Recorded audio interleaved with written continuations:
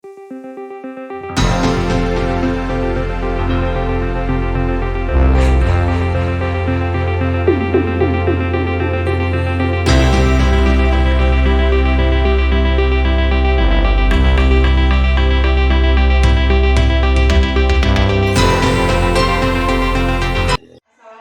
warahmatullahi wabarakatuh, Pak Isnu. Waalaikumsalam warahmatullahi wabarakatuh. Monggo, selamat datang Bu Silva di SD Ngemplak Rejo.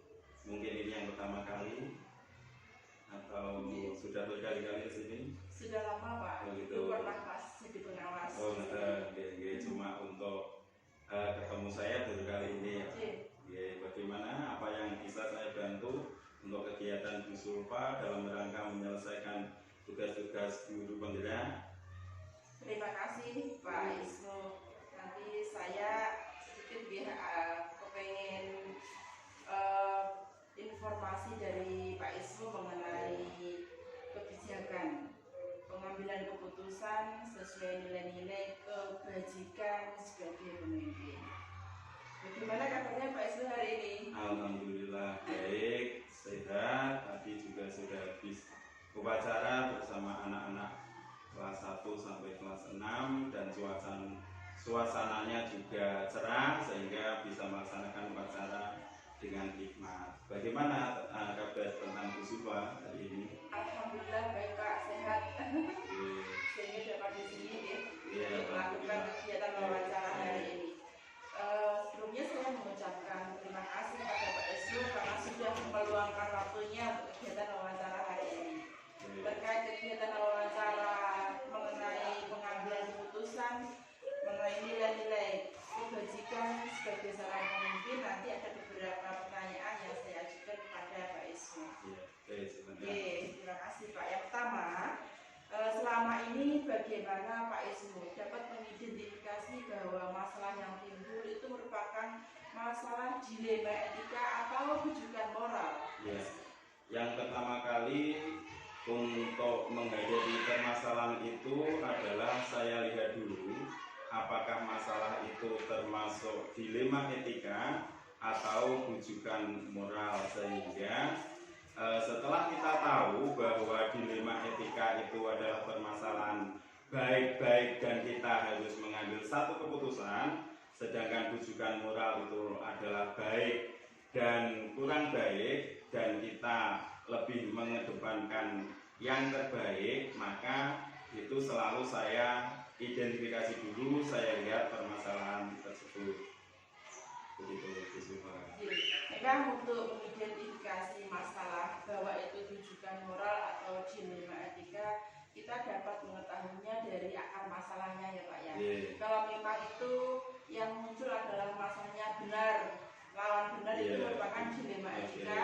Ketika masalah yang muncul adalah dihadapkan ke permasalahan yang benar dan salah, itu adalah rujukan moral. Selama ini bagaimana Pak Isnu menjalankan pengambilan keputusan di sekolah Pak Isnu, terutama dalam kasus di mana ada masalah yang muncul itu benar lawan benar atau semua bernilai sama-sama mengandung nilai kebajikan? Dalam mengambil keputusan, setelah tadi saya identifikasi permasalahannya, apakah kasus itu termasuk dilema etika atau rujukan moral, yang pertama yang saya kedepankan adalah mengedepankan tentang manfaat dari permasalahan itu. Nah, untuk mengambil keputusan itu manfaatnya saya selalu bermusyawarah sehingga dalam mengambil keputusan itu tidak salah dan bisa diterima oleh semua pihak, baik guru, anak maupun wali murid, karena anak-anak ini juga punya orang tua di rumah, sehingga keputusan yang saya ambil setelah saya musyawarahkan itu ada manfaatnya dan tidak sia-sia. Demikian, Silva. Memang untuk mengambil keputusan terutama ini menyangkut orang banyak. Yang satu, kita memang harus mengedepankan kebermanfaatannya. Terus tadi karena keterlibatan orang banyak, kita juga menggunakan musyawarah ya Pak ya, untuk pengambilan keputusan tersebut.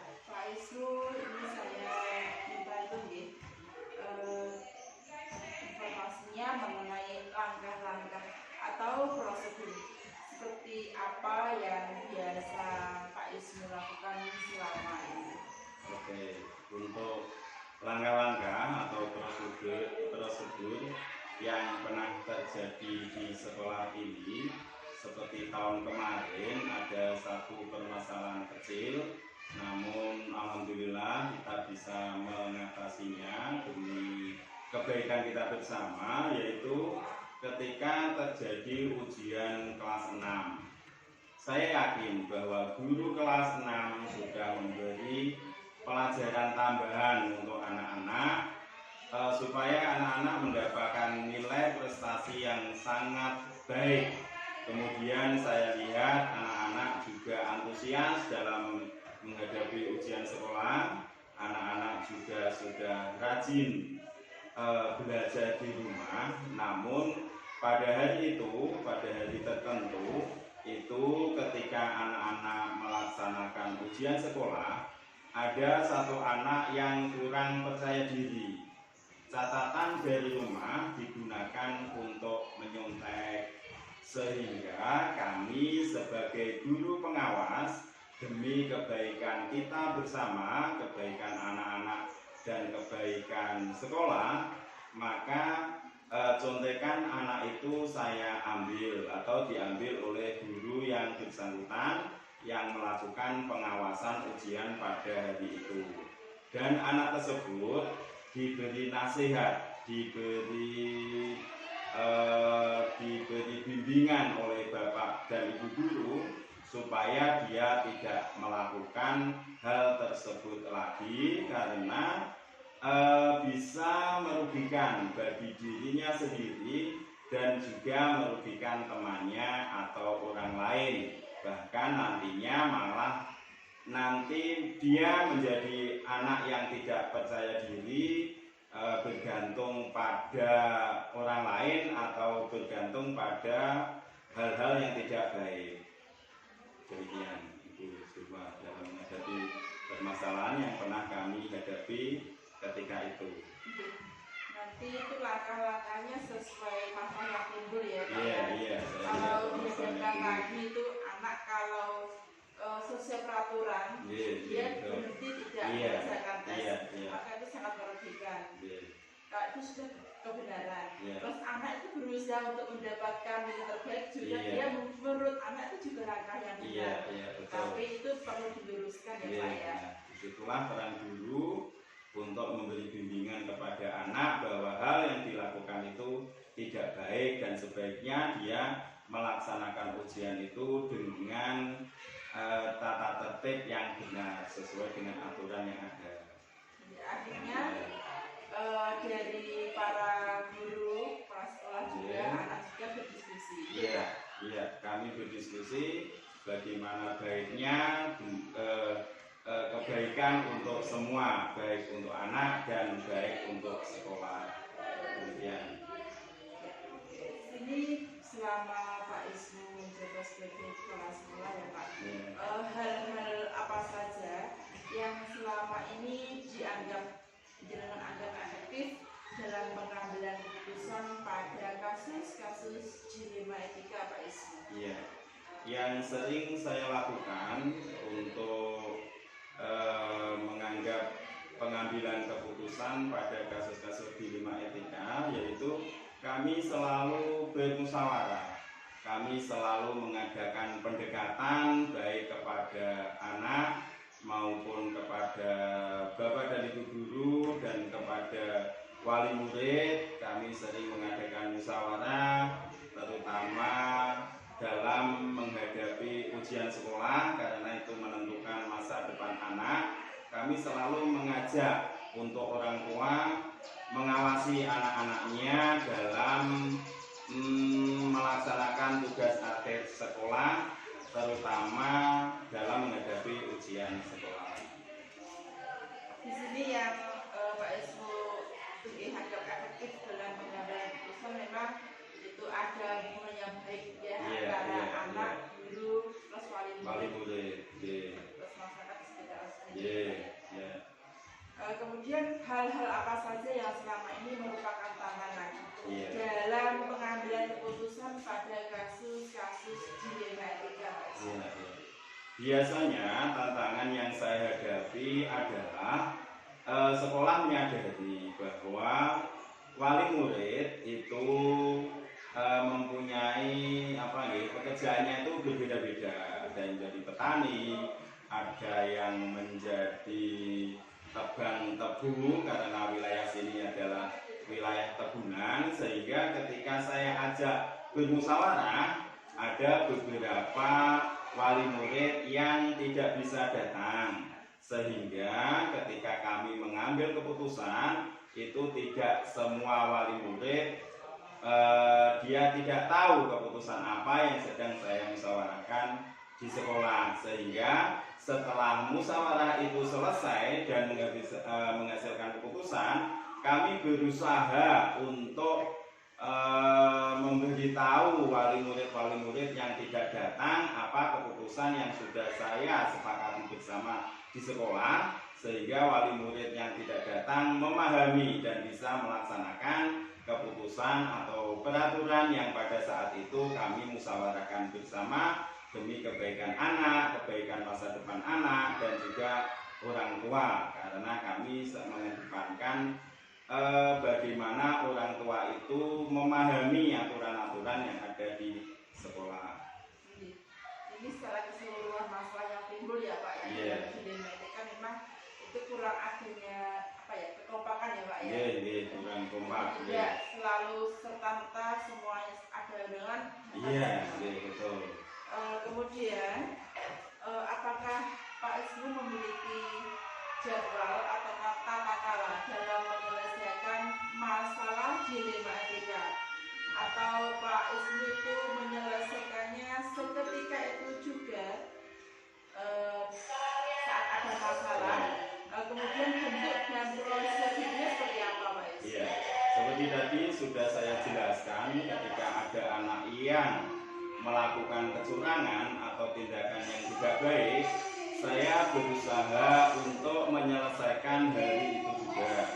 Ada beberapa guru mengadakan pendekatan kepada anak, menasihati anak supaya hal tersebut tidak dilakukan lagi. Kami memang tidak menjadwalkan untuk kegiatan dalam mengatasi dilema etika ini, namun saya berusaha sebagai kepala sekolah mengadakan pendekatan baik kepada anak, kepada guru, terutama juga wali murid.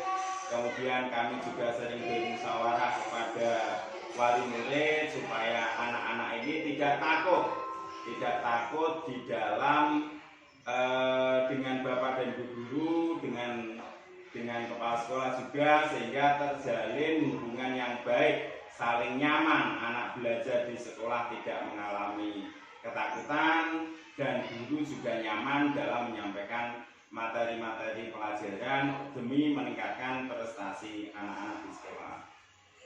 Oh iya, berarti di sini Pak Isnu tidak mempunyai jadwal atau tata cara tertentu ya Pak ya? Tidak, kami tidak menjadwalkan. Saat ada masalah yang selesaikan, kami berusaha untuk menyelesaikan melibatkan anak-anak, dengan guru, kalau dibutuhkan juga orang tua, kemudian meluas sampai itu masyarakat di sekitarnya. Yang jelas ini nanti keputusan yang diambil yang terbaik, prosedurnya seperti itu, diskusi, musyawarah, keterlibatan mereka. Kemudian adakah seseorang atau faktor-faktor yang selama ini mempermudah atau membantu Pak Isnu dalam pengambilan keputusan kasus dilema etika Pak Isnu? Iya, banyak sekali karena kita tahu bahwa sekolah itu ada guru, ada kepala sekolah, kemudian ada wali murid dan komite. Nah, orang-orang tersebut itu saya maksimalkan dalam menyelesaikan dilema etika. Yang pertama, karena anak-anak itu lebih dekat dengan guru, sehingga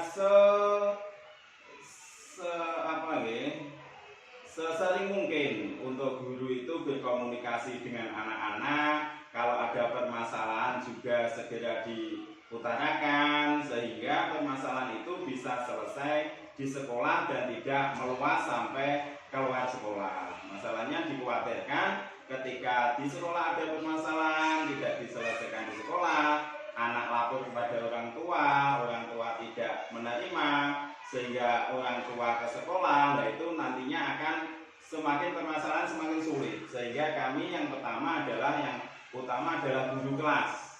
Sekali lagi bahwa guru kelas itu adalah orang kedua selain orang tua kandung di rumah, sehingga saya berusaha untuk guru kelas itu mengatasi permasalahan tersebut. Kemudian kalau memang permasalahan itu perlu bantuan wali murid, kami juga menghubungi wali murid untuk menghadapi permasalahan tersebut. Kalau memang wali murid juga masih belum bisa terpecahkan, kami juga sering berkomunikasi dengan terutama dengan komite sekolah, sehingga permasalahan itu selesai, tidak melebar kemana-mana, dan semua pihak bisa menerima. Di sini faktor-faktor yang mempermudah dalam pengambilan keputusan dalam dilema etika, memang Pak Esno sudah membangun komunikasi yang bagus ya Pak ya, antara dari adik murid, dari guru, wali murid maupun komite sekolah. Ini kita sudah sampai penghujung wawancara hari ini Pak. Dari semua hal yang kita bahas hari ini, pembelajaran apa yang dapat dipetik dari pengalaman Pak Isnu dalam pengambilan keputusan dilema etika? Iya, hal-hal yang baik yang bisa saya ambil dalam menghadapi atau memecahkan dilema etika maupun rujukan moral tadi adalah hal tersebut manfaat yang terbaik yang saya ambil, kemudian berpihak pada anak, kemudian lagi dapat dipertanggungjawabkan, sehingga seperti tadi sudah saya katakan, permasalahan itu selesai, tidak ada beban baik pada anak dan wali murid, sehingga permasalahan yang terbaiklah yang akan kita peroleh dari permasalahan dilema etika dan rujukan moral. Demikian. Ya, terima kasih Pak Esnu. Memang pembelajaran dalam dilema etika ini untuk pengambilan keputusannya adalah yang pertama kita harus berdasarkan pada yang pertama yaitu nilai-nilai yang dapat diterima secara umum atau kebajikan universal. Kemudian dapat dipertanggungjawabkan. Yang terakhir yaitu yang lebih utama adalah berpihak pada murid. Terima kasih Pak Isnu atas waktunya. Ya, maaf apabila jawabannya ada yang kurang maksimal. Saya juga mohon maaf. Biasa, maaf. Semoga bermanfaat ya Pak Isnu. Semoga sukses dalam melaksanakan